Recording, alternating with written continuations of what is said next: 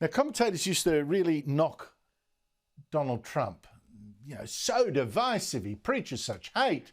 Well, you want divisive, how about taking the blowtorch to US President Joe Biden, who now says that there are millions of Trump supporters, people who wear his MAGA hat, make America great again. They're basically fascists. Biden said, what we're now seeing is either the beginning or the death knell of an extreme MAGA philosophy. It's not just Trump, it's the entire philosophy that underpins the, I'm going to say something, it's like semi-fascism. But of course, when challenged to explain what he meant by semi-fascism, Biden wouldn't. What do you mean by semi-fascism, sir? In December, you will... You know what I mean. And when his spokesman was grilled on this, she also waffled. She implied that Trump voters were, though, a menace to America's voting rights, to democracy itself. On the semi-fascism comment, is this something we're going to hear more of, that phrase? Is it something the president's going to kind of embrace? Or is there any sense that it was a little impromptu and it's going to turn into a kind of basket of deplorables thing that he regrets and that tries to be quiet about? Look, I was very clear when laying out and defining what MAGA Republicans have done, and you look at the definition of fascism and you think about what they're doing in attacking our democracy, what they're doing in taking away our freedoms, wanting to take away our rights, our voting rights. I mean, that is what that is. It is very clear. Trump's taking away their freedom? I mean, seriously. Joining me is Sky News US correspondent Annalise Nielsen. Annalise, always good to catch up with you. What do you think Biden's up to, and what reaction has there been to him calling millions and millions of people semi-fascists? Look, this has been really fascinating to watch because realistically there's enough going in the Democrats' favour that they don't need to be running down this line of argument. We have this major speech tomorrow from President Joe Biden where he's expected to talk about the battle for the soul of the nation. This is what we've been hearing for the last 2 years. And we have to keep in the context that they're staring down midterms. The polls are tightening though. They've had some wins.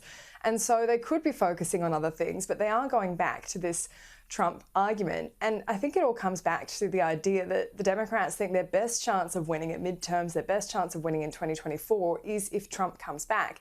They're really worried about facing another Republican. And so they're doing this, I think, quite deliberately to try and incite Trump's base. We've seen with this raid at Mar-a-Lago that it's actually improved Donald Trump's opinion polls among his traditional supporters because they see him as being persecuted, targeted, chased out when he's already left office. So I think we need to take a step back and kind of look at why they're doing this approach beyond the fact that they still haven't really defined what they mean by fascism. And that's an extremely inflammatory word to be using about the other major party in this country. Republicans represent a good half of all voters, even though last time the Democrats pulled ahead. So yeah, it's definitely, I think, quite a deliberate strategy.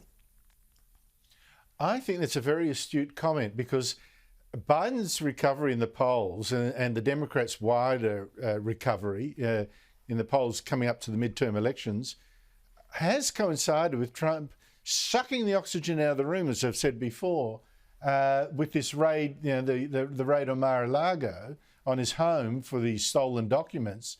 Him dominating the news agenda reminds, yes, a lot of Republicans why they like Trump, but a lot of other Americans why they're sick of the drama and might want to overlook Joe Biden's obvious infirmities, etc., and failures. I wonder whether, does that add to the conspiracy theory then that maybe the Trump raid, the raid on Trump's home, was actually deliberate, was political?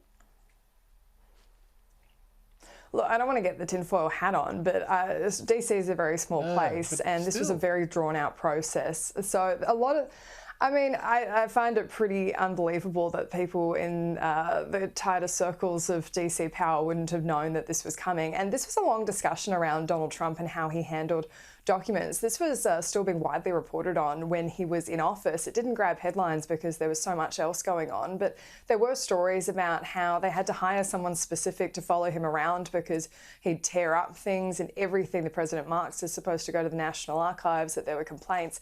It's not hard if you are an insider to extrapolate that, to realise that there were going to be problems. But I think just more broadly, this is a tactic of the Democrats, and it needs to be identified as that. We've got a midterm campaign where Democrat-funded PACs are paying for ads for Trump candidates, Trump-backed candidates in their markets, so that they can put out ads highlighting just how Trumpy these candidates are and then make it more of a story. This is their tactic, that they want to make this division within the Republican Party more emphasised. Not to say it's not there, but yeah, this is a lot of dirty politics coming out of DC. Yeah, well, I actually think this adds to the weight of the argument that they need to choose another candidate who's less polarising. Ron DeSantis is obviously springs to mind. Meanwhile, a new book has come out called The Long Alliance, describing the relationship between President Barack Obama and his then Vice President, Joe Biden. It's not flattering to Biden at all. Tell us about it. I can just interject for a moment. My deceased son, Bo, he was the Attorney General of the state of Delaware. And what he used to do is go down on the east side, what's called the Bucket, highest crime rate in the country. There's a place where I was the only white guy that worked as a lifeguard down in that area, on the east side. And you know you can always tell where the best basketball in the state is and the best basketball in the city is. It's where everybody shows up. Well, I didn't actually mean to play that. That was a long and meandering and strikes me as slightly racist anecdote by Biden that had no idea where he was going. But anyway, now everyone has seen it too. But the book about Joe Biden, this might be a good segue. Not flattering. Tell us about it. Look, it's not unrelated because, I mean, I watched that speech. I'm getting to the point where I could probably say most of Joe Biden's speeches for him, with the same anecdotes kind of getting rolled out again and again. Not that that doesn't happen in politics. I could probably do the same with a Trump rally as well, having watched enough of them now. But I think just what was so interesting with this, and there's no end of political books coming out of DC. Don't get me wrong, this isn't going to be, I think, an earth-shattering one. But I just thought it was fascinating that this was a discussion happening 10 years ago, that Biden was shooting from the hip. He wasn't across the details. They talked about how he took away the announcement from Barack Obama about gay marriage, and it seemed like that was a bit of a slight, but then maybe he just wasn't across his brief.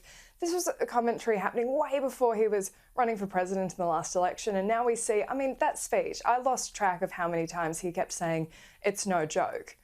And it's just, the memory, it's really just blatantly out there that there's some kind of problem, and they won't acknowledge it. The same discussion around this fascism accusation, it seems like that was just an offhanded quip that now they can't back up. Yeah. Annalise Nielsen, fascinating talk. Thank you so much for your time.